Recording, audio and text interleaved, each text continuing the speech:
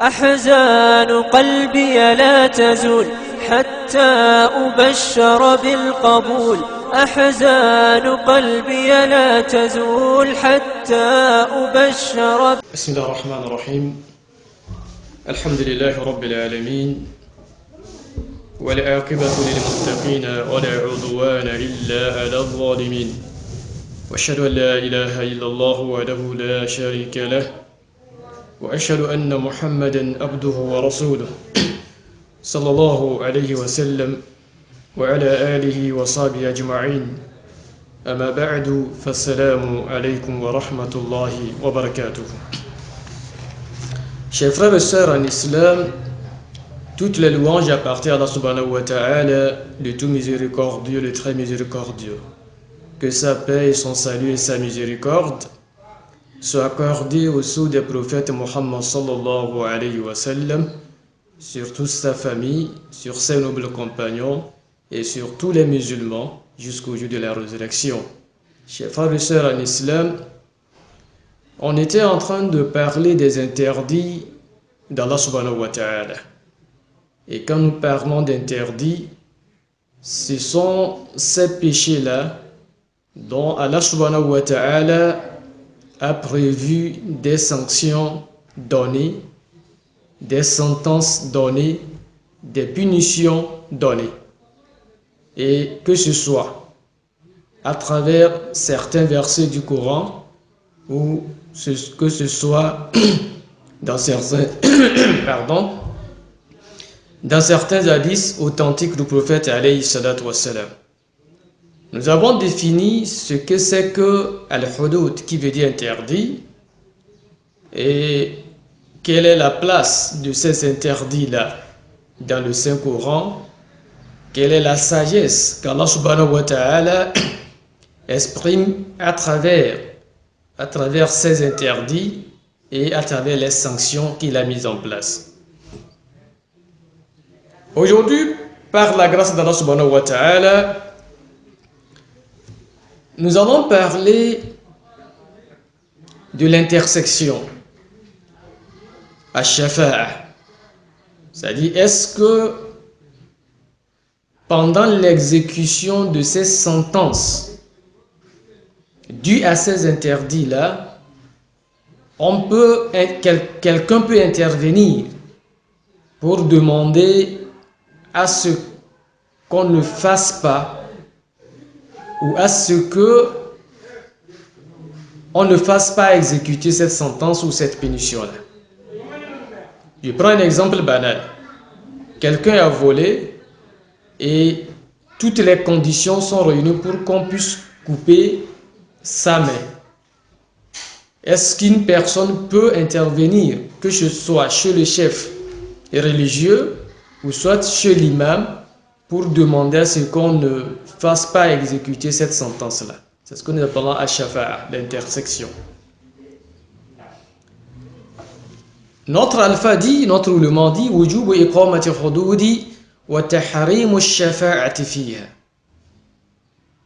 L'obligation d'appliquer la sentence et l'interdiction d'intervenir à ce que cette sentence-là ne soit pas appliquée. Alors, à ce niveau, notre cher Oustaz dit tajibu iqamatu al-hududi bayna an-nasi man'an lil-ma'asi, qu'il est obligatoire d'appliquer la sentence au niveau des interdits.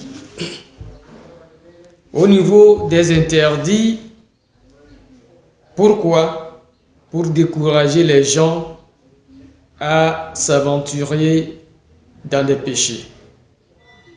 Cela permet donc l'exécution de ces sentences, fera ou découragera les gens à ne pas s'aventurer comme ils veulent dans la faisabilité des péchés, surtout majeurs.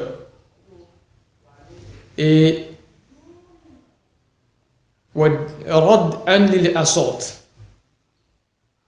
ça permet aussi de décourager les pécheurs à les décourager. Parce que quand un de ces 4 matins, quelqu'un fait par exemple de l'adultère dans un pays où la loi islamique est appliquée, si cette sentence-là est appliquée, les autres qui voient le fautif exécuté vont se dire: ah, si nous aussi nous faisons la même chose, nous allons donc avoir la même sentence. Ça permet aussi de décourager les pécheurs. وقد قال رسول الله صلى الله عليه وسلم, le prophète alayhi salatu wassalam a dit à propos de l'exécution de ces sentences en disant: iqamatu haddi min hududillah, que l'exécution des sentences par rapport aux interdits d'Allah subhanahu wa ta'ala est une loi. Min hududillah est une interdiction, c'est-à-dire que iqamat al-haddi min hududillah, appliquer la sentence par rapport aux interdits d'Allah subhanahu wa ta'ala, khayru min matarin, elle est meilleure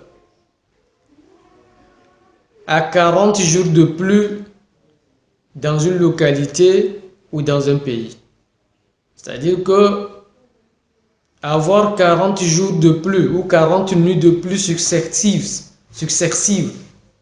c'est-à-dire 40 jours de pluie ou 40 nuits de pluie qui se suivent, est moins que d'appliquer la sentence par rapport aux interdits d'Allah subhanahu wa ta'ala. Quand vous êtes dans un pays islamique où la sentence n'est pas appliquée, tout le monde fait ce qu'il veut, vous n'êtes pas, ça dit que vous êtes dans le danger. Mais quand vous êtes dans un pays islamique où les sentences sont appliquées par rapport aux interdits d'Allah subhanahu wa ta'ala, vous êtes béni, et cette bénédiction-là dépasse un pays ou une localité qui a 40 jours ou 40 nuits de pluie. Qu'Allah subhanahu wa ta'ala nous assiste. Il est aussi de notre devoir de rappeler que quand nous parlons de sentences, nous parlons souvent des pays islamiques où la loi islamique est appliquée. Cela voudrait aussi dire que dans des pays où la loi islamique n'est pas appliquée, ou dans des pays laïques, nous voudrions aussi demander aux musulmans de ne pas s'adonner à des péchés majeurs. Parce que quels qu'en soient les cas, même si dans votre pays la loi islamique n'est pas appliquée, ça ne voudrait pas dire que devant Allah subhanahu wa ta'ala vous n'êtes pas pécheur ou vous n'êtes pas fautif. Si la sentence ne tombe pas parce que vous êtes dans un pays laïque, vous gardez ce péché-là si vous ne vous repentez pas. C'est très important. Notre Oustaz dit: وَتُحْرَمُ الشَّفَاعَةُ فِي حُدُودِ لِإِسْتِقَاطِهَا وَعَدَمِ إِقَامَتِهَا. Il dit qu'il est interdit, il est illicite d'intervenir dans la sentence des interdits. Il est interdit, c'est illicite. Quand quelqu'un va à l'encontre d'un interdit d'Allah subhanahu wa ta'ala, si toutes les conditions sont réunies, il faut laisser la sentence être appliquée. Pourquoi? Parce que c'est ce que Dieu a voulu et c'est Dieu qui a établi cette sentence-là.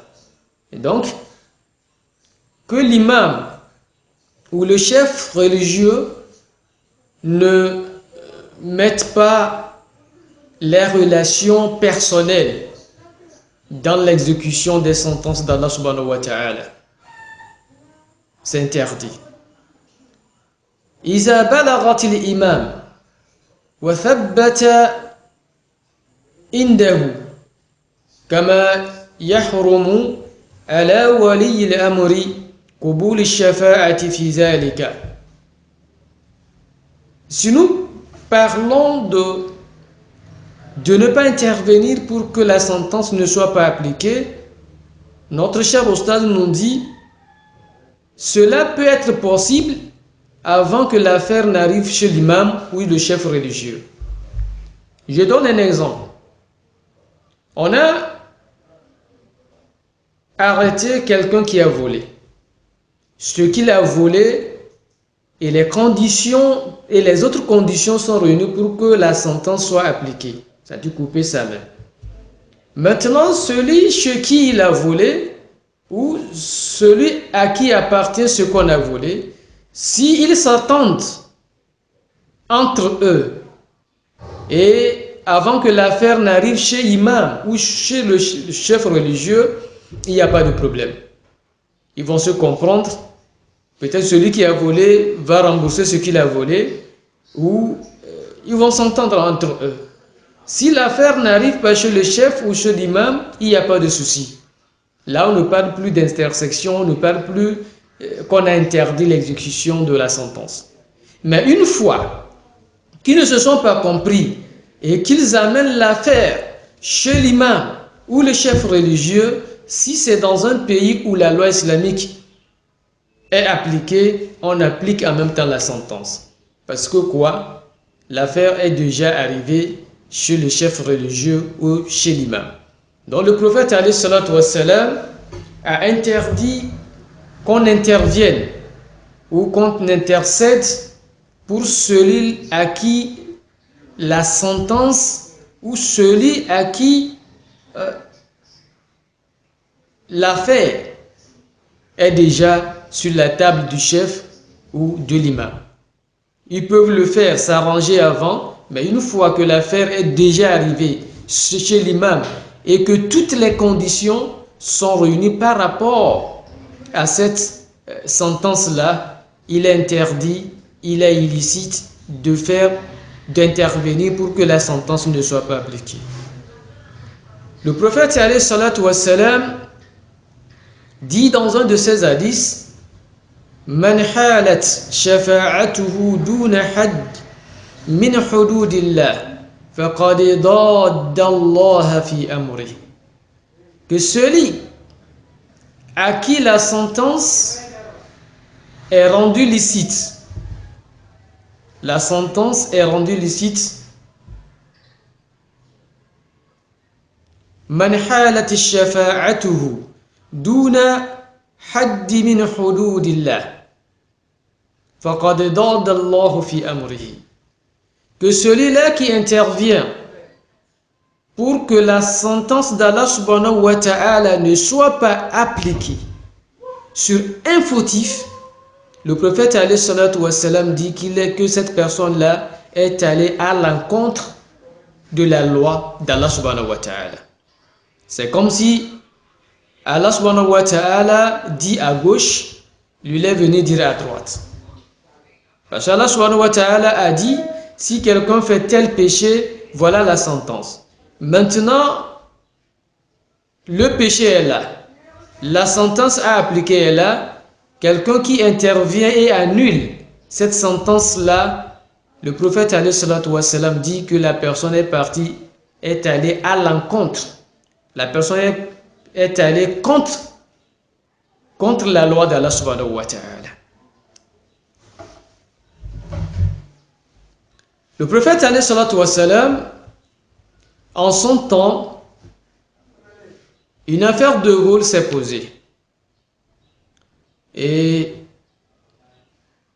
toutes les conditions étaient réunies pour qu'on coupe la main à celle-là qui a volé, puisque c'était une femme.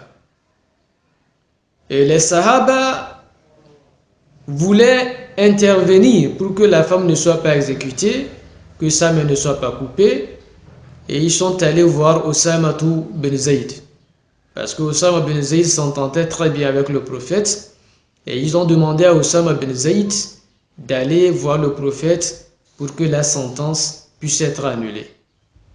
Et ce qui a été fait, Osama ben Zayd est parti voir le prophète alayhi salatu wassalam pour que la sentence soit annulée, et vous allez voir ce que le prophète alayhi salatu wassalam a dit à Osama. Shafa'atu Osama bin Zayd bin fi Makhzumiyya التي سرقت وغضبه لذلك حتى قال. Quand Osama bin Zayd est rentré chez le prophète alayhi salatu wassalam pour que cette sentence de cette femme-là soit annulée, le prophète alayhi salatu wassalam s'est énervé. Il s'est énervé et il a dit à Osama: لو أن فاطمة بنت محمد سرقت لقطع محمد يدها. Il a dit à Osama bin Zayd que même si sa fille Fatima, même si c'est sa fille Fatima qui a volé, et qu'il faut appliquer la sentence, il appliquerait cette sentence-là sur sa propre fille. Donc ça voudrait dire ici que les gens fassent énormément attention. Il y a des gens qui mélangent les pédales dans certains problèmes. Vous voyez? Quand un garçon, par exemple, enceinte une fille, ça c'est quoi? Ça c'est la fornication. Si on amène l'affaire sur le chef ou chez l'imam, il faut donner la latitude au chef ou l'imam d'appliquer la sentence. Qu'on ne vienne pas dire que le chef est ami avec le père du garçon, donc il faut annuler la sentence. Il faudrait qu'on fasse... voilà. Non. Si vous voulez faire ça, il faut le faire dans vos familles, avant que l'affaire n'arrive chez le chef ou le chef religieux. C'est-à-dire la famille du garçon et de la fille se voient et s'entendent que l'affaire est déjà faite, qu'est-ce qu'il faut faire, et il faudrait que le garçon assiste la famille de la fille à pouvoir nourrir la grossesse jusqu'à terme. Ça, c'est entre les deux familles. Mais quand on amène déjà l'affaire au niveau du chef religieux ou chez l'imam et que les conditions sont réunies pour l'application de la sentence, s'il s'agit d'un pays islamique où la loi est appliquée, en ce moment-là, personne, je dis bien personne, ne peut intervenir pour que la sentence soit annulée. La religion islamique a refusé, le prophète alayhi salatu wassalam a été clair, même si c'est sa fille qui a volé, il ferait appliquer la sentence sur sa fille Fatima radiyallahu ta'ala anha. Il faudrait qu'on fasse énormément attention. Dans les interdits d'Allah subhanahu wa ta'ala, quand les affaires d'interdits, c'est-à-dire des péchés majeurs, arrivent déjà chez le chef ou chez l'imam, on ne peut plus intervenir. Je dis bien on ne peut plus intervenir. Qu'Allah subhanahu wa ta'ala nous assiste. Donc ici, le prophète alayhi salatu wassalam a donné une leçon très importante. Que si c'est sa fille Fatima qui vole ou qui volait, il va appliquer la sentence sur cette dernière. Ça montre la voie à nous aujourd'hui qui sommes dirigeants. Que dans la gestion des affaires, il n'y a pas de sentiment.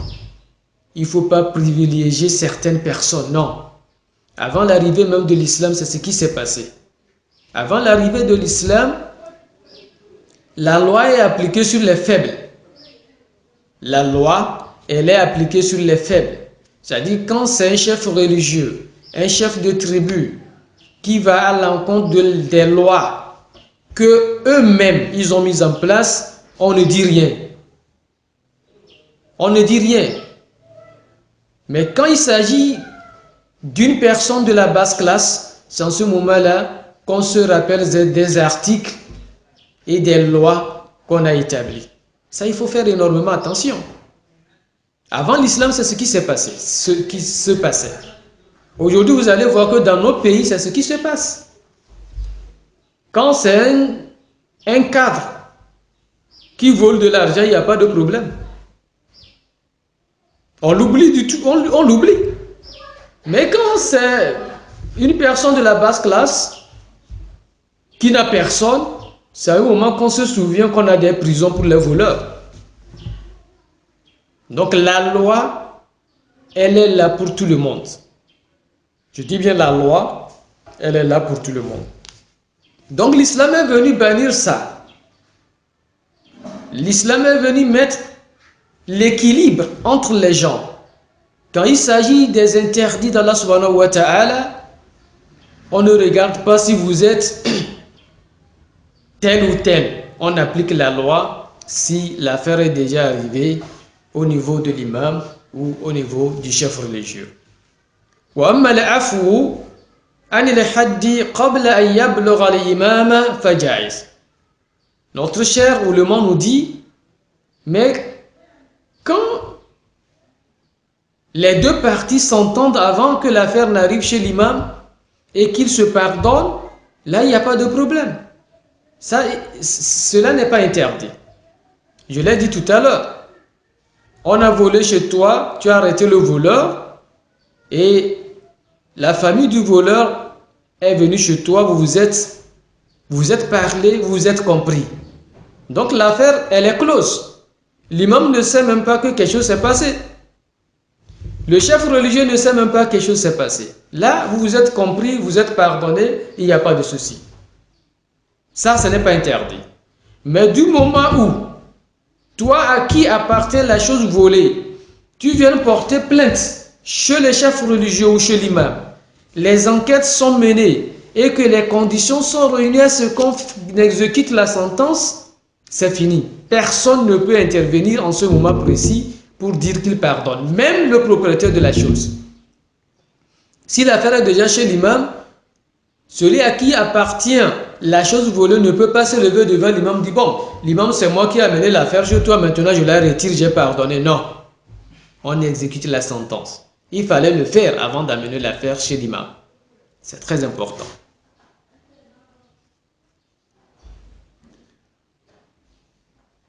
Le prophète alayhi salatu wa salam a dit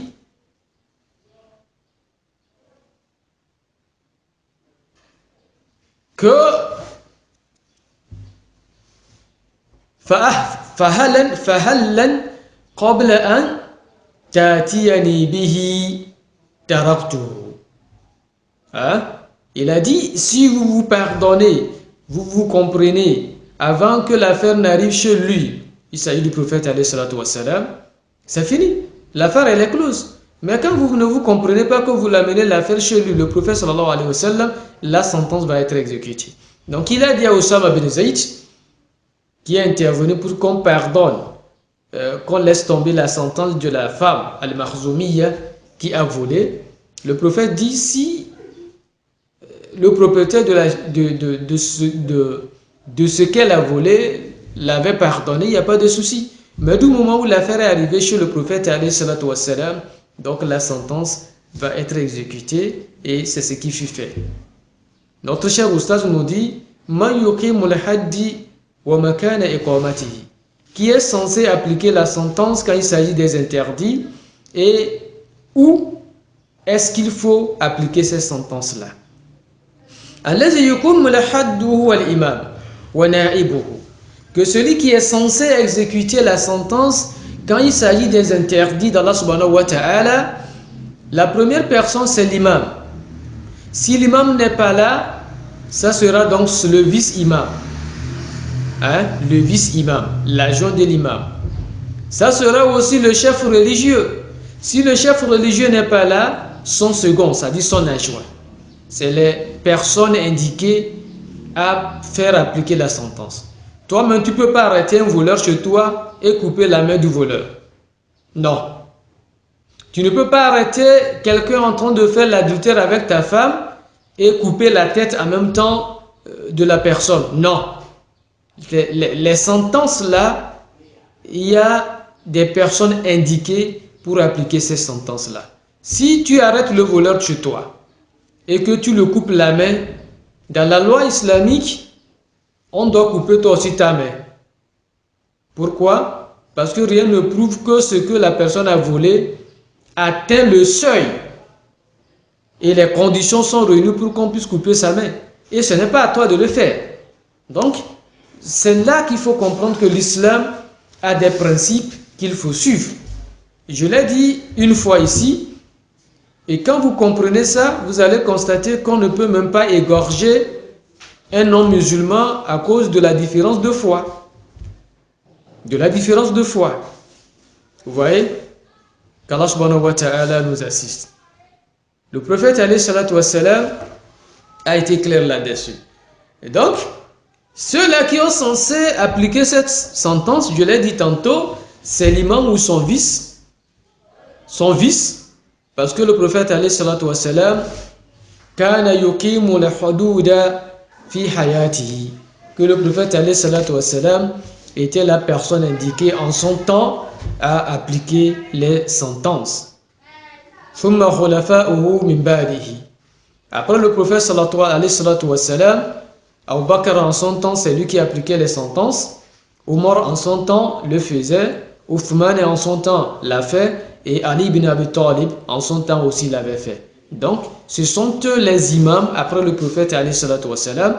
Et chacun de ces imams que nous venons de citer en son temps, c'est lui qui a appliqué la sentence quand il s'agit des interdits d'Allah subhanahu wa ta'ala.